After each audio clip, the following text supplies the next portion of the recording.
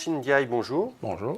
Vous êtes ministre d'État, conseiller spécial auprès du président guinéen Alpha Condé. Alors le chef de l'État a engagé une consultation pour faire adopter une nouvelle constitution à 2 ans du terme de son deuxième mandat. Quels sont les grands objectifs de cette consultation et de cette réforme ? Bon, il faut préciser que ce n'est pas le président de la République qui a déclenché la consultation.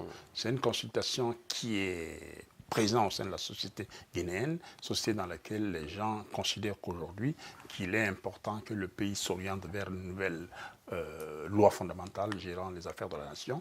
Il a donc pris acte de cela et c'est dans ce sens que le débat se déroule aujourd'hui en toute liberté et en toute responsabilité par rapport à cette nouvelle bataille que la population espère mettre auprès de l'opinion publique.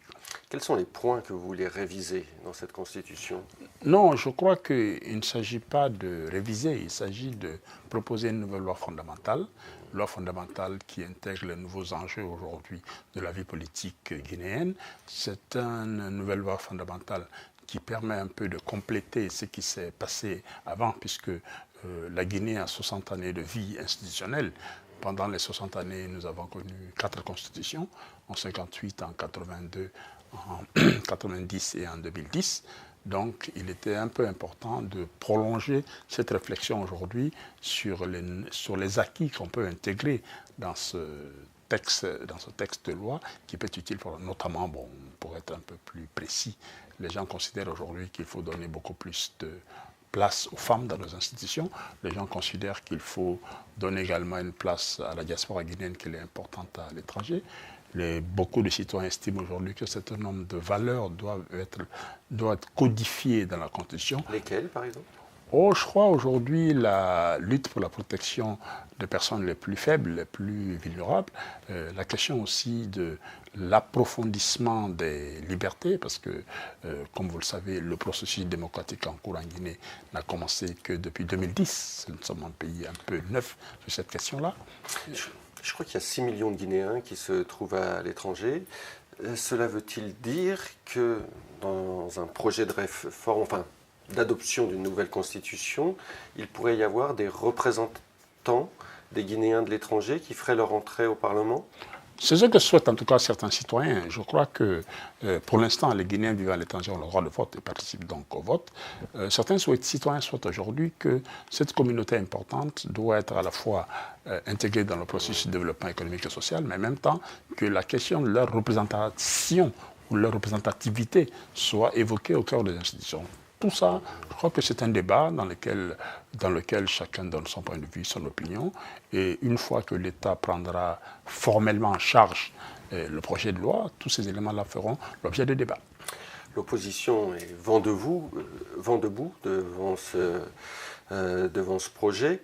Elle y voit un stratagème pour le chef de l'État pour pouvoir rempiler au bout de ses 2 mandats, alors que la Constitution actuelle le lui interdirait. Qu'en est-il ? Vous savez, ce qui est un peu paradoxal dans cette histoire, vous avez écouté le chef de file de l'opposition, M. Cellou Dalein Diallo, qui dit d'un côté, puisqu'il y a déjà eu une première réforme constitutionnelle en 2001, qui dit qu'en 2001, il regrette d'avoir accompagné le président Lansana Conté dans cela, et quelques jours après, dans une autre émission de télévision, il considère que non, qu'il ne regrette pas parce que le président Conté était un bon président. Bref, je crois que ce qui est important, c'est séparer les questions politiciennes des questions de réflexion sur l'avenir d'une société. C'est de bonne guerre. L'opposition considère aujourd'hui qu'une nouvelle constitution permettrait au président de conduire une nouvelle mission à la tête de l'État. Mais en ce moment où nous parlons, nous ne sommes pas à ce niveau-là. Nous sommes au débat sur la question de la nouvelle constitution. Nous sommes en train d'aller vers le contenu de cette nouvelle constitution afin que cette constitution puisse être soumise au peuple. Mais la constitution guinéenne reconnaît au président de la République la possibilité de soumettre à référendum le texte qu'il juge nécessaire, comme la même prérogative est reconnue aux députés. Un engagement Une déclaration du président de la République s'engageant à ne pas briguer un nouveau mandat en 2020 ne permettrait-elle pas d'apaiser les tensions? Non, je crois qu'il n'y a pas de tension, il s'agit de débat. Je crois que ce qui est important aujourd'hui, ce n'est pas un débat sur un éventuel mandat. Ce qui est important aujourd'hui, est-ce que nous avons la possibilité de soumettre au peuple la nécessité de moderniser nos institutions, la nécessité de mettre à la disposition publique un texte de loi qui prendrait en compte certains éléments importants aujourd'hui de la vie d'une nation. C'est de ça qu'il y a pour la compétition politique. Elle viendra à son temps. Je crois qu'il ne faut pas, comme on dit ici en France, il faut pas mettre la charrue avant les bœufs. L'échéance vient assez vite. Mais il y a une autre question qui fait débat actuellement, c'est celui des députés. Le mandat des parlementaires est arrivé à échéance en décembre et pour le moment, on n'a toujours pas de date pour de nouvelles élections législatives. Qu'est-ce qui bloque? Bon, en fait, il n'y a pas de blocage. Disons que la particularité de la Guinée, comme beaucoup de certains pays en Afrique, c'est que l'élection n'est pas organisée par le gouvernement. L'élection est organisée par une commission électorale nationale indépendante qui est composée sur une base paritaire de représentants du pouvoir, de la majorité et de la société civile. Le président de la CENI est toujours un président issu de la société civile. C'est à cette CENI de proposer donc au président un chronogramme que le président valide qui signe un décret 90 jours avant le scrutin afin que l'élection ait lieu. Bon, naturellement, tant que la CENI n'a pas fait cette démarche-là, c'est difficile. Mais la situation est aussi un peu difficile parce que le rôle de la CENI d'un côté, il y a le rôle du dialogue politique de l'autre. Tant que le débat au sein du dialogue politique, c'est un élément de nature un peu à ralentir l'activité de la CENI, ça pose problème. Parce que tant que les gens ne se sont pas d'accord sur l'essentiel au sein du dialogue politique, parfois la CENI a tendance à un peu attendre qu'un consensus se dégage sur les choses concernant le fichier, le recensement, des choses. Et ce débat aussi est également permanent. Donc c'est ces deux éléments-là qui compliquent un peu. Mais je crois que des dernières nouvelles qu'on a reçues, on a tendance à penser que d'ici donc le mois de novembre, on va avoir l'organisation de scrutin. L'environnement sécuritaire régional est très compliqué. Un pays voisin, le Mali, subit des attaques assez régulières. Il y a eu une prise d'otage récemment au Nord-Bénin. Le Burkina, pays qui ne se trouve pas très loin, a aussi des difficultés. On voit qu'il y a le front du terrorisme qui se déplace de plus en plus vers les pays côtiers. Avez-vous des inquiétudes particulières en Guinée ?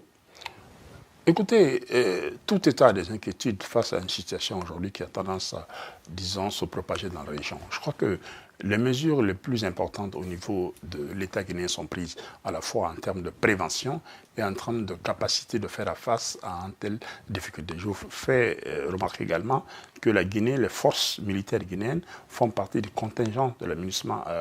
Oui, ce qui pourrait faire de vous une cible.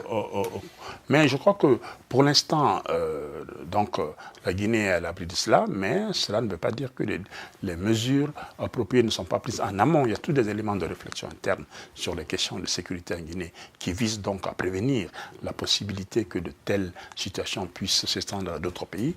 Mais je crois que sur ce point-là, le gouvernement est prêt. Quel travail faites-vous pour faciliter le dialogue interreligieux, promouvoir les bonnes pratiques religieuses? On sait qu'il y a dans un certain nombre de pays des thèses plutôt fondamentalistes ou extrémistes ont tendance maintenant à se propager, notamment dans les prêches. Il n'y a pas de crise interreligieuse en Guinée aujourd'hui, mais je crois qu'en même temps, la transversalité de la difficulté qu'on rencontre dans d'autres pays aujourd'hui peut aussi s'étendre à d'autres pays. Je crois que l'État veille beaucoup à ce que les prêches de religieux extrémistes ne prennent le dessus dans les mosquées. Je crois qu'aujourd'hui aussi, les mesures sont prises en termes d'éducation, en termes d'information des gens, pour les prévenir des dangers par lesquels s'infiltre donc l'extrémisme dans des pays aujourd'hui. Pour l'instant, je crois que la Guinée est à l'abri. Naturellement, on peut toujours rencontrer des situations des femmes qui peuvent se voiler, qu'on peut voir, mais pour l'instant, il n'y a pas de soubassement qui puisse faire penser aujourd'hui que nous sommes arrivés à ce niveau-là en Guinée. Une partie de vos imams sont formés notamment au Maroc, Oui. à l'Institut Mohamed VI. Maintenant, je crois que ça doit faire plusieurs promotions. Êtes-vous satisfait du travail qui est fait sur le plan théologique et aussi sur le plan de l'apprentissage des principaux thèmes de la vie civique? Oui, c'est ça, parce que nous sommes, la Guinée, la majorité de la population donc, est musulmane, c'est le musulman de rite sunnite, donc malikite, qui sont formés au Maroc. Le Maroc qui offre quand même un cadre positif de formation des imams, qui sont des imams qui ont un enseignement, disons, axé sur la paix, la modération, surtout la compréhension d'une religion qui a tendance à être exploitée par certaines forces pour des intérêts complètement différents de ceux de l'islam. Je crois qu'il y a une grande satisfaction dans cette coopération entre la Guinée et le Maroc. Le Parlement guinéen a récemment modifié le code civil pour faire adopter la monogamie dans le régime général du mariage. Cette modification va-t-elle être facile à faire accepter dans un pays où la polygamie est encore une pratique courante? Bon, disons que la Guinée a été un pays avant-gardiste en Afrique, un pays dans lequel depuis les années 68, la polygamie a été abolie et qui était un élément de modernité très important pour à la fois les femmes et pour la société. Et donc, c'était, sur le plan légal, c'est la monogamie. Et ce qui se passe aujourd'hui, le débat, c'est autour de la possibilité d'introduire la polygamie. C'est ça le débat inverse. Oui, mais dans la pratique... Dans la pratique, bon, évidemment, il y a les lois d'un côté, et puis il y a les pratiques et les traditions de l'autre.